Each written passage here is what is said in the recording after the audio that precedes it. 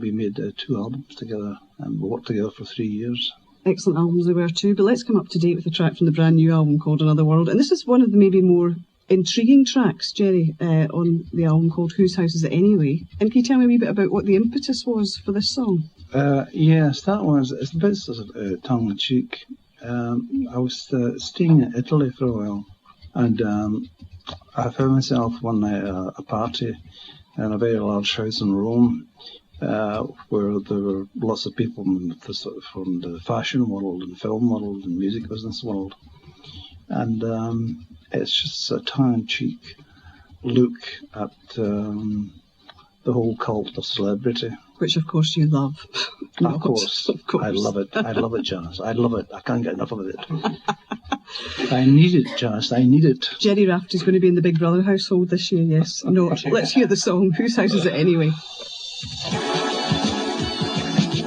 Andiamo giù sulla passerella.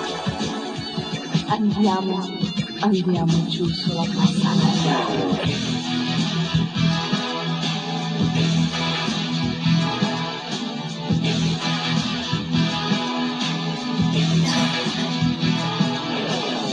Hello, Donatella. That's a beautiful dress. Keeps it right up with Patsy Cup. Everyone's impressed. You may not remember me, we've never met before. I was walking down the street when I saw this open door. Lost in this feeling world, I'm singing like a song. There must be somewhere here who could be alone. Whose house is it anyway? Can you tell me the address? Whose house is it anyway? Tell me who should I impress? Did you see Bob Dylan? He was singing for the Pope. Seemed to me like the necks were stretched, both hanging from a rope. And now we're right Sinatra, another Memphis son. What is this world coming to? We're losing everyone. Lost in this feeling world, I'm singing like a stone. There must be somewhere here who could be alone. Whose house is it anyway? Whose house? Can you tell me the address? Whose house is it anyway? Whose house? Tell me who should I impress? I never got an invitation. I didn't even know the list. Whose house? Whose house is it anyway? I believe you insist. Doesn't matter where I go, I feel so far from home. I got no business being here alone, here alone.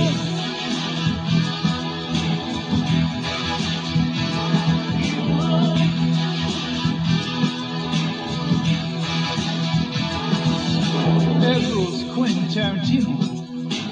He's a young man in need.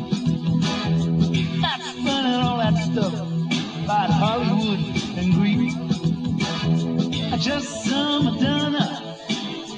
She's a girl for me. Tell me who's giving their blessing to the sad reality. Lost in this feeling world, I'm singing like a stone. There must be somewhere here who could be alone. Whose house is it anyway? Whose house? Can you tell me the address? Whose house is it anyway? Whose house? Tell me who should I impress? I never got an invitation. My name ain't on the list. Whose house? Whose house is it anyway? I believe you insist. That was Gerry Rafferty, Whose House Is It Anyway? One of a huge number of tracks actually on this brand new album called Another World. And Gerry Rafferty is my guest on the show. And Gerry, you were explaining there that you're spending time in Italy, and that was maybe kind of how you came up with the idea for this song. But I was asking a wee bit earlier about Dylan, and of course there's a mention of Dylan in this song. Did you see Bob Dylan? He was singing for the Pope. Seemed to me like their necks were stretched, both hanging from a rope. Yes. What were you meaning? whilst I was in Rome at this particular time, Bob Dylan happened literally to be giving a performance in Vatican Square. Mm-hmm. I was staying at a hotel in Rome, and I switched on the television one evening, and here was the station came on. It was Bob Dylan. I thought, God, there's Bob Dylan doing Italian television, Mm-hmm. and then it flashed from him to the Pope sitting in his throne, and there were at least thousands of people in Vatican Square. The whole situation looked completely surreal. The Pope, although the man is very old now, almost looks as if he's fallen asleep. Yeah. Also looks as if he's fallen out of his chair. Yes. And Bob Dylan, he was sort of dressed like a cowboy. And I was sort of falling about laughing. It's just extraordinary. So that's how that sort of line got stuck into that song. Mm. And of course, there's the mention of Tarantino, and it was Reservoir Dogs, wasn't it? Stuck in the Middle with You. Yes, well, he was stuck in the middle with you in Reservoir Dogs, yes. That was a great moment in the film, and it must have been great for you. Did they sort of approach you? Because at that point, Tarantino was pretty much an unknown quantity, wasn't he? It was, yes. But the use of songs in that whole film is extremely well done. So, I mean, we actually remember the scene, but we also really remember the song. That's right. Well, I mean, in some ways, it was during that period when there was a whole sort of vogue starting where certain American directors especially were using songs as soundtracks. But the song was co-written by myself and Joe Egan, who was my partner in Sailor's Wheel. His production company approached us and asked us if we would give permission for it to be used in the film. I never actually read the script or anything like that before. We both said yes anyway. Uh-huh. And it wasn't until the film came out, which I hadn't seen. In fact, this is the honest truth. I only saw the film for the first time 4 months ago. Really? Really, that's the truth, yes.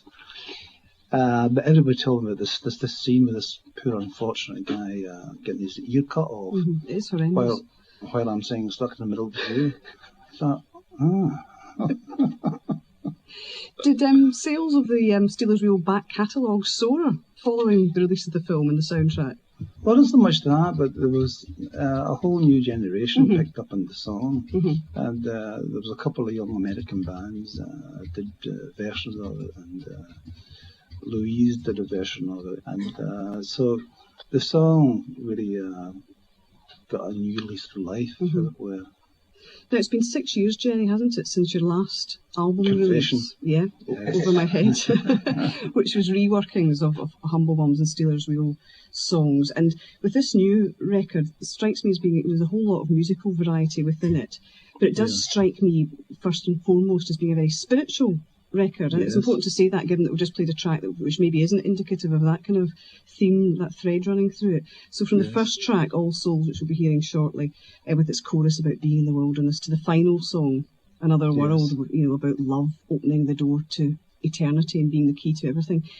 Yes. So is it fair to imagine then, to presume that you've been doing a lot of reflecting over the past few years on these big, weighty issues? Yes, I have over the past 10 years or so. I was thinking about the eternal verities, as they're called. And I'm quite a voracious reader. I read a lot of philosophy, and a lot of these ideas have gradually worked their way into some of the lyrics in my songs. Thinking about something like the recording process of this, you recorded it in a number of locations, didn't you? Including Skibo Castle in Scotland. That's correct, yes. You played on the organ there. Does that feature on this album?